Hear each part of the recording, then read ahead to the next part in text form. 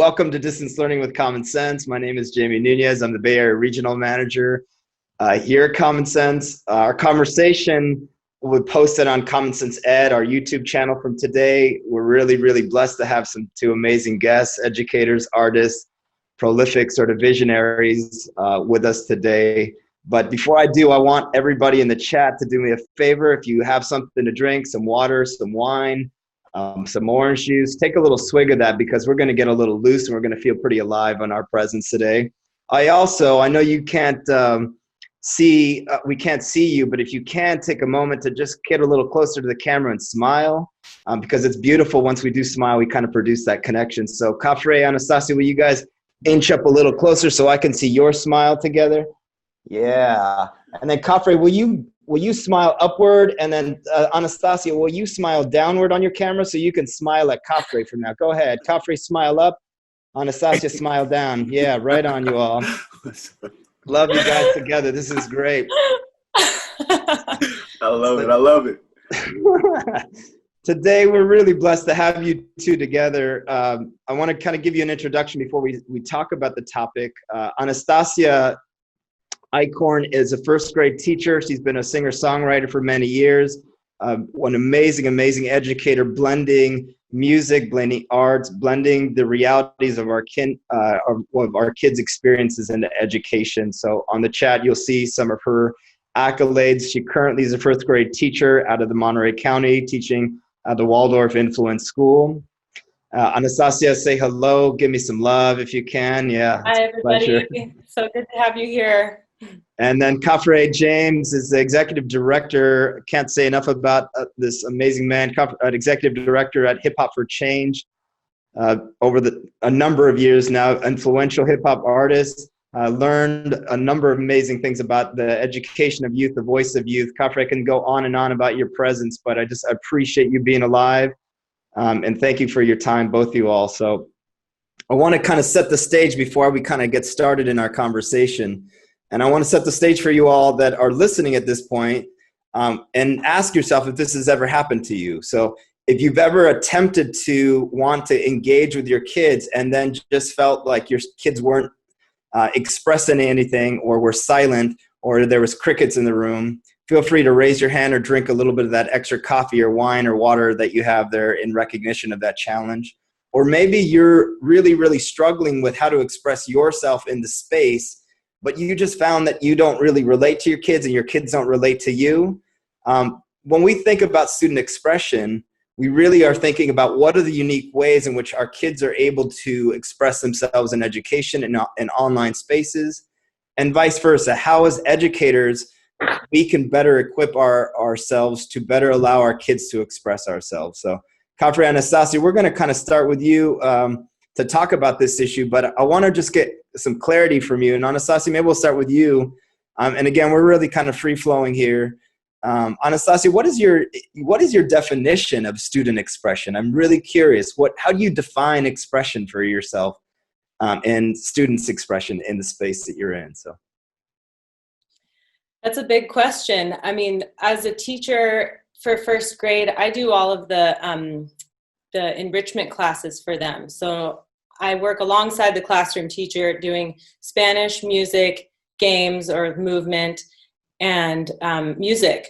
So all of those classes are full of expression in just different mediums. So expression can come through so many forms in the student. They can express themselves physically, and we can all be a pack of wolves together on the floor, or we can be a big roaring ocean together in a huge circle, or if we're singing in Spanish, we can really feel the rhythms of the culture and express through that lens. Or if we are singing a song together and I've brought instruments in the room, we can find our listening ears and be together as a group expression through music.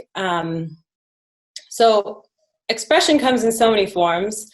Yeah. And I know it's really different now that everybody's at home, and expressing the just potential and inspiration in the students may be more difficult if parents aren't really allowing themselves, or not allowing themselves, but if maybe the children aren't allowing themselves to be in that space with their families at home, Yeah. Which is challenging, or if they maybe don't even have access to a computer and they can't even see what their teacher is trying to bring to them. So anyway, there's a lot of challenges in that, but I'm just overall expression coming in many forms and allowing that to bring forth the inner life of that child. I love it. Yeah, you're absolutely right. I mean, I don't love the challenges. We'll get into that in a second, but I love that there's unique forms of that. You know, one of the blessings I always have of you is your smile, but the way you always express yourself in music. So always remember the story of you coming up during your wedding to just go up on the front stage and your artist Maria de Barro singer was there. Oh, I was loving it. Yeah. But Khafre, a little bit about just kind of expression for you, you know, so as the executive director of hip hop for Change, what has been your connection, your interpretation of what student expression looks like for you, your kids? What does that sort of feel? What's that connection like for you? You know, well, kids are going to express, regardless of whether it's focused or the right way or the wrong way, quote unquote. You know, one of the artists that I work with said, "Yeah, y'all had our ancestors, but we have your kids." And hip hop has our kids. You know, whether kids are hip hop culture or hip hop curious, they want to do hip hop, and you know what that looks like is a room full of second graders trying to learn how to break dance. It's the cutest thing you've ever seen in your life, you know.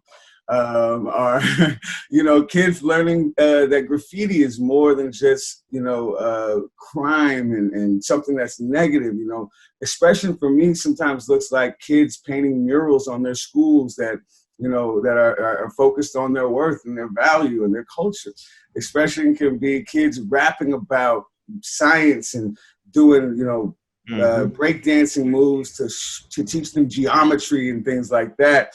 You know, expression like that looks like, you know, Spanish-speaking teachers going into schools and validating these kids, you know, language and letting them use their own language to express, since it's not the English they're learning how to get stuff off their chest. I just think that as a teacher, as an educator, my number one job is to light a fire in kids and then point them in a direction and then get out of the way. That's what expression looks like to me. So I'm going to show you, I'm going to ask you to do some expressions in a sec for both of you all in a little bit, but you know, Anastasia and Khafre, you were mentioning some barriers just a second ago about how it's been difficult for our students during this time and age to talk about expression, right? The things that are hindering that. And oftentimes, given the reality of our own society at this present time, but really for many, many centuries now, there's been some challenges and barriers. So I want you to kind of talk a little bit about, given the sort of the state of our country at the moment, what are those barriers that you're seeing that educators need to be aware of about the barriers for student expression? We want to kind of name them from the get-go so we can kind of understand what those practices are to kind of alleviate them. But what are the barriers that you're seeing? Khafre, I'll start with you. What are some of the things that you're kind of seeing in terms of those barriers to students expressing themselves in online spaces?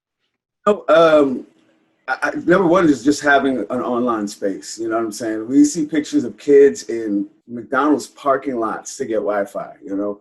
And we're not even talking just urban kids. Look at rural kids in rural America, you know, in the middle of nowhere. It's like really a challenge.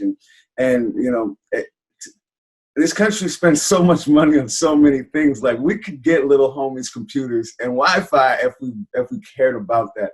But I think that's the number one barrier to expression. Not only that, but kids of color actually have access to half of the art classes in America. You know what I'm saying? So if you're a student of color, you're less likely to even have the vehicle for that expression to get that off your chest.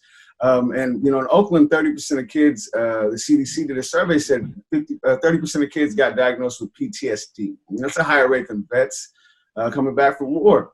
And that makes a lot of sense to me. I'm one of those kids. But expressive arts therapy is the go-to for that. And you know, I think hip-hop especially is a self-driven pedagogy. You know, you see kids You know, there's no hip hop school, but hip hop has every kid, you know, every kid focused. It's just such an easy vehicle to use, you know. You see this kid walking down the street, you know, speaking words to himself, and you know he's rapping, and he's dealing with concepts and ideas, and you know, I think a lot of people get it misconstrued that rap is something negative. I learned how to be an activist from just speaking to myself, walking down streets and writing in my book.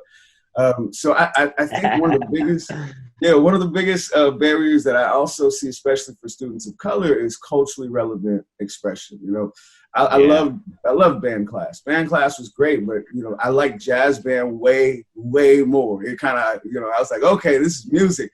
And then if I would have started rapping in 6th grade, you know, if they'd have had me, you know, doing broken glass everywhere, you know, then maybe I might have had those tools a little bit earlier than I did, so I can figure out myself out a little bit earlier.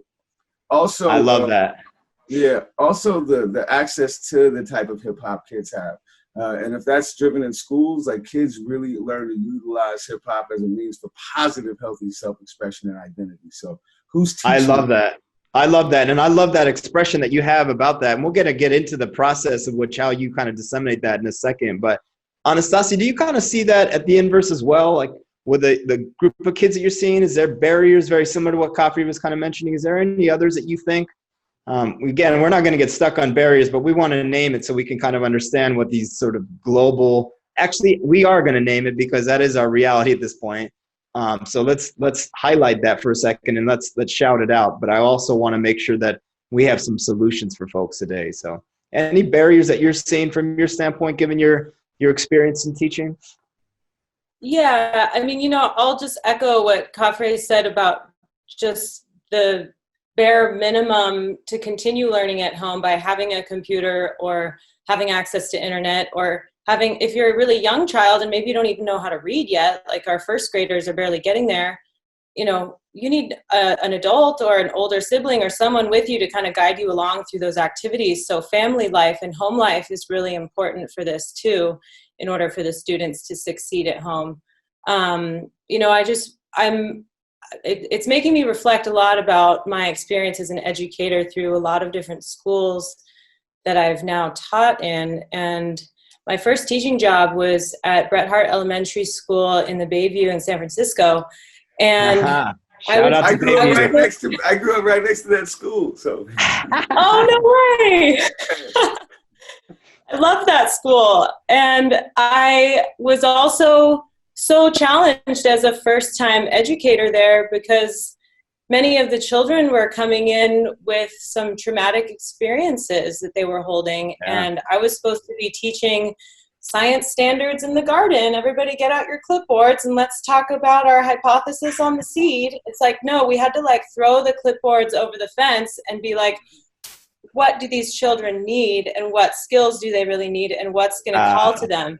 And so the things that actually worked were the healing forms of expression that Khafre was talking about earlier, and that I learned through my education as a Waldorf student as a little kid. It was like, okay, let's bring in the storytelling. Let's bring in the music. Let's put a paintbrush in their hand and do botanical illustrations. Let's make a song about the spiders that we just saw outside. Let's cook and learn just basic ingredients that we can use and they can take home and share with their families. You know, it was all of those things that actually spoke to them through these forms of creative expression. So, oh man, I love you guys, man. I love you guys. I wish I were near you guys. I'd give you a virtual hug or a real hug at that point to kind of express that. So, and Miss Maya Spall, that's an attendee out there, I'm going to give you a quick shout out because she would do something called a whoosh. So, you know, when you feel that expression, you just want to let it go. So let's practice that together. Here we go. 3, 2, 1, whoosh. Yeah, that's smooth. I like that.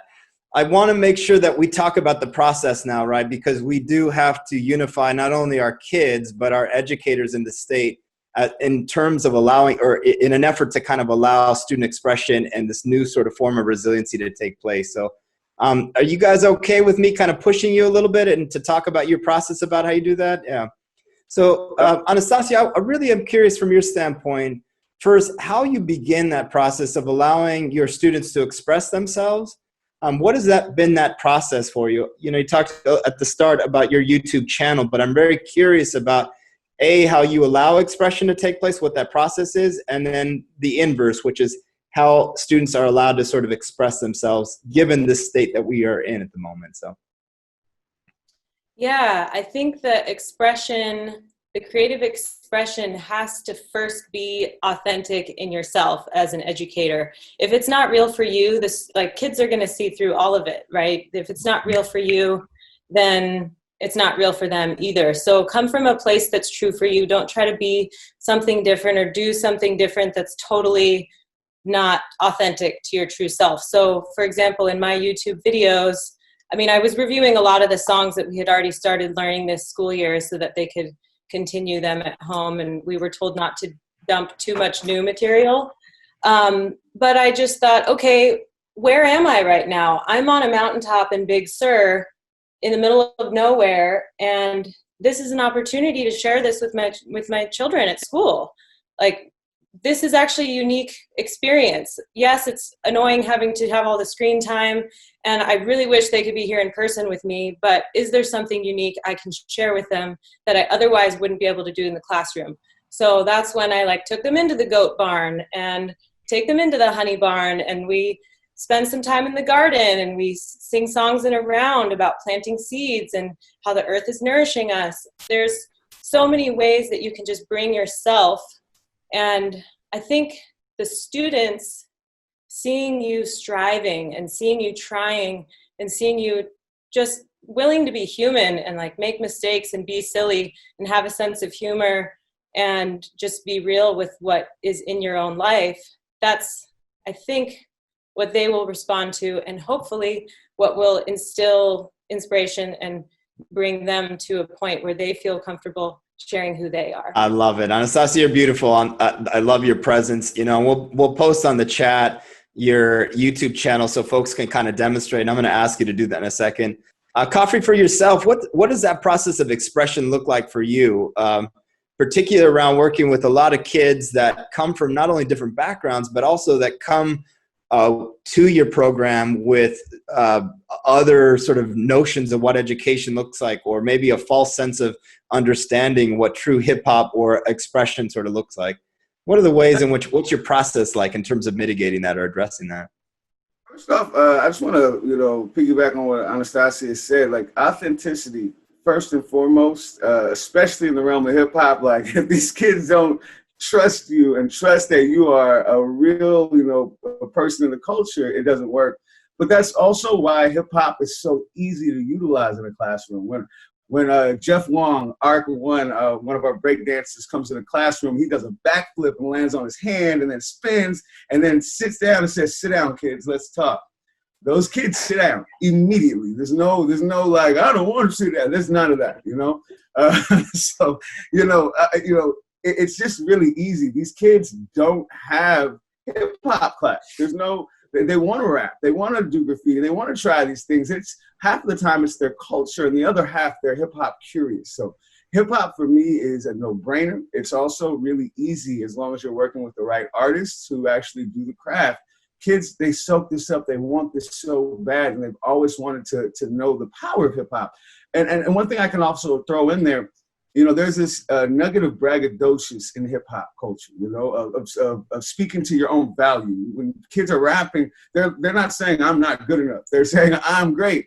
And for some kids in certain areas, this is the first time they get to experiment with the sense of self-worth. You know what I'm saying? So hip hop is so important. Hip hop is so important to convey all kind of knowledge. Kids are learning better vestibular sense and proprioception and neuromuscular junctions from breakdance. And then all of a sudden they're vegan and they want to work on their body and be healthy. Hip hop is easy to use. And, that's the one thing when we're one of the only hip hop education platforms in the Bay, there's no shortage of work for us. And more importantly, we have so many hip hop artists that are so good with kids and have been struggling for so long to become hip hop art educators. So now we're actually getting paychecks for that. It's just really easy. It's really easy. I love it. Yeah, I love it, man. I got to ask this from both of you all, and then we're going to get into actually giving us some examples in a second, because we got about 5 or 6 minutes left. I want to take someone.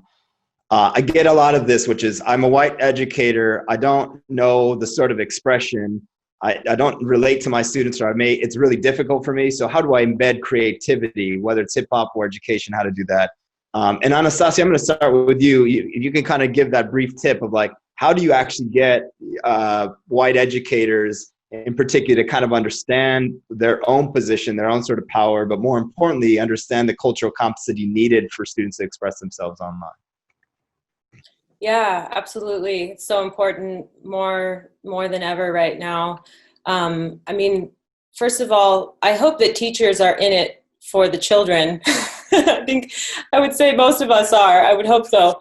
So if you truly love the children in your classes and you care about their learning, you're going to take an interest in their lives and you're going to want to know what's happening at home. And that was actually a really interesting window for me to know a little bit more about their personal lives through the virtual realm. If they ever were able to log on to one of our little virtual hangouts and online classes or office hours, or they posted videos on, what they were doing and some of the Spanish songs they were singing, I got a little window into their lives at home and like, oh, wow, I didn't actually realize that she spoke Korean, or like, oh, I didn't know that like dad was a military guy, or, there were like so many little windows into their lives that I got to understand. And so just taking an interest and showing you care and doing the research to really make sure that everybody feels included. I love it. I love it, Anastasia. I appreciate that. Khafre, I will refrain from asking the same question because I don't want to bore you, connect you on that. Like, you don't want you to be the spokesperson on every person. What I want to do, because I'm going to ask that question of you, but I want us to actually get into expressing ourselves now. So, enough talk at the whole. Let me see how you express yourself. So, Anastasia, actually, Khafre, let me start with you. Show us what expression looks like. If you if you can spit some rhymes for us, you can kind of let us know, what does that feeling look like? Kind of get us into that feeling for kids. So if you can do me a favor, I'd love to hear your voice and then see sort of how we can kind of showcase that expression outwardly to our students. So. Yeah. Let's see. I stand on a corner with a loaded weapon. Possession, fully automatic spitting lessons, no pulling punches, I'm stressing the real truth, never hunches, I'm serving lunches of real facts to bunches that walk by like, yeah, I talk fly. And I raise G's, inspiring people to think higher of a culture we admire, that fire to see a tired eye in my class get wired trying to break dance or rap or graffiti. They shy, they try to take a chance in my class because it's hip hop, man. It's a culture. Educate the kids to lift their minds out the sofa. Educate the people on the streets like I told you. We raise G's, pay the MCs, and take it over. That's hip hop for change in a nugget. The industry won't serve the people's needs, so we say, we create jobs to get support from the public, and we build our own stage. So tell me if y'all love it.